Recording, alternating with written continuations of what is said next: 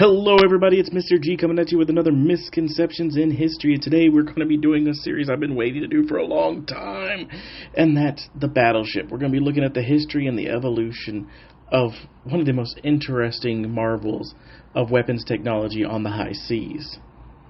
Now, the Battleship is one of those amazing vehicles that still captures people's minds to this day, whether it be because of its just sheer size or power, or if you manage to catch one of the amazing videos of them launching a full broadside in which you just see just the massive concussive force these ships were capable of, they really hold on to and latch onto people's minds.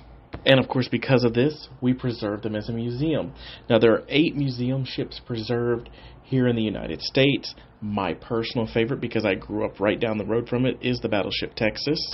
And I do recommend, if you're in Galveston, Texas, where the Texas is currently being stationed for her massive overhaul, I recommend going and doing a tour of this, as this is probably going to be the only time in your entire life you'll be able to actually walk underneath a battleship.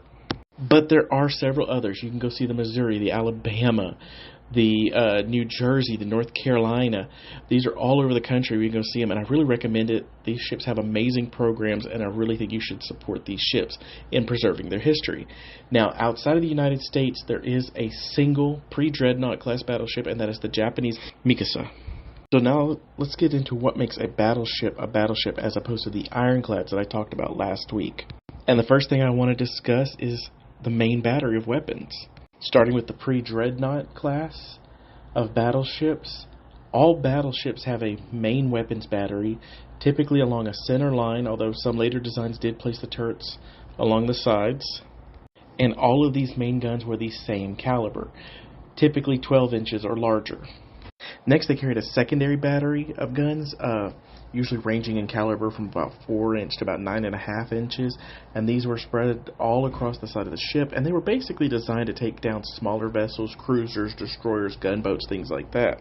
Now, there actually was an intermediary battery on pre-dreadnought classes that was about 8 to 10 inch caliber guns, but by the time we get to dreadnought class ships, this no longer needed, as the main battery had actually improved in rate of fire and accuracy. Now, the layout of these ships was almost all the same, in which they carried 2 main caliber guns, one forward, one aft, and then the series of their secondary guns along the port and starboard sides of the ship. And as we see battleships become larger, the layout pretty much stays the same, with the center line carrying multiple turrets, and only a few designs like that of the British and Germans have the large caliber main batteries being placed on the sides with the secondary battery.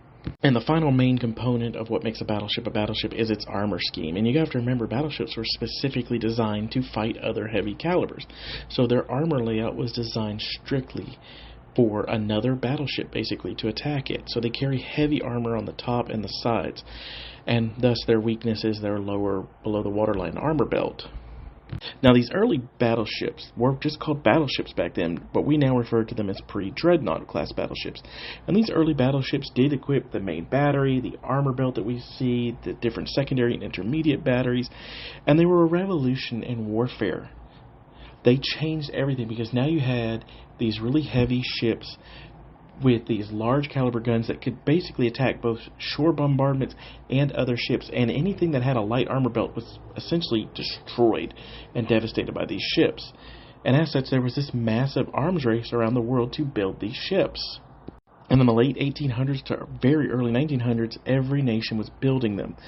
And while no nation had actually had direct combat with them, they were showing their effectiveness against lighter ships and against shore bombardments. And this all is going to change at the Battle of Port Arthur during the Russo-Japanese War. And as during the Battle of Port Arthur, we actually see 2 fleets of battleships actually engage each other. And it kind of changes some of the views about ship-to-ship combat, as these heavier caliber guns provide more distance. There's no need to be up close and personal as it was for ship-to-ship combat.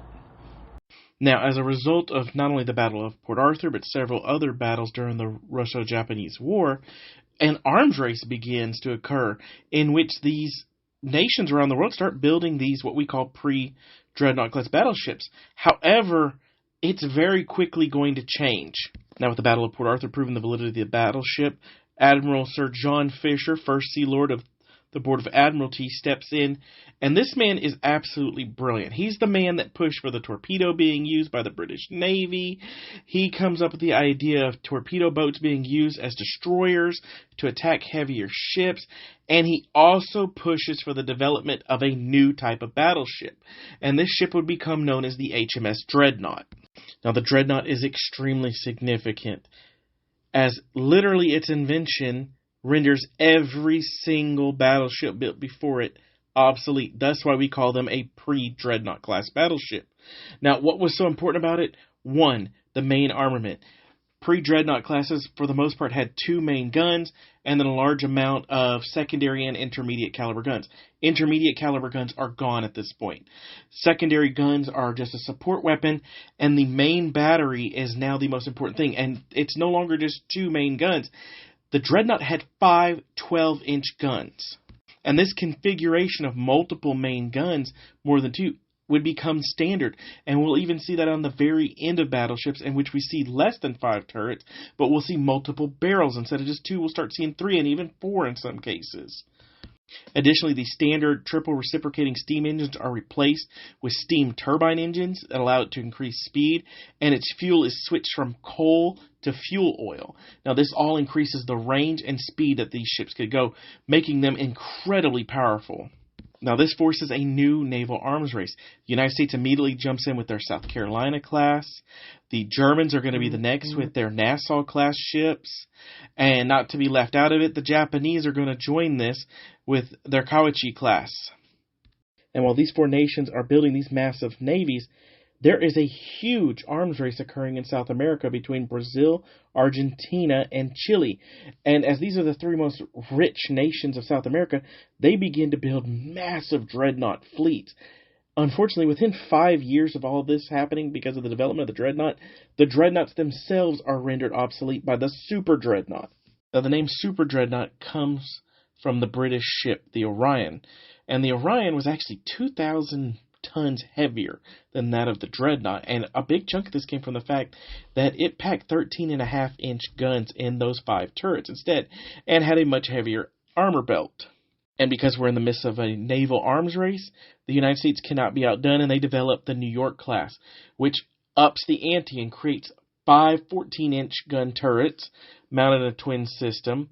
And this New York class, which I'm partial to because the USS Texas comes from it, immediately pushes the rest of the world to begin developing as well. And instead of creating larger guns, the Japanese just add an extra turret to their design with the Fuso class. So they end up mounting 6 turrets with twin 14-inch guns for a total of 12 14-inch guns on their ships. And before the end of World War I, the Nagato class will become the first super dreadnought to mount 16-inch guns. Now, it is here in the early 19-teens where the British and the Americans will actually innovate 2 different directions of battleship building that will carry on until the 1920s and the later developments for World War II. For the British, they actually eliminated one of the 5 turrets on their Queen Elizabeth class, making only 4, but increased the caliber to 15-inch and used the extra space and less weight to increase the volume of their boilers, actually creating what is known as one of the earliest fast battleships, a concept that had become popular in the 30s and 40s. Now, the United States developed their own system. Using the Nevada class as the start, they developed what was known as the Standard Type battleship. And this was going to be a series of battleships. And basically, these series of battleships would be one after the other in development. So the Nevada class leads to the Pennsylvania class leads to the New Mexico class, and so on. And each of these ships is an improvement upon the last series. And this is why these battleships look so similar, why you can look at something like, say, the New Mexico and connect it to the Nevada. And that's basically where we're going to pause for today. The next video I will talk about World War I, the Washington Naval Treaty, and the great quantum leap that will lead us into massive warships that we see in World War II, and kind of why we don't see any more to this day. And so that's it for today. I thank you for joining me, and I look forward to talking to you all on the next time.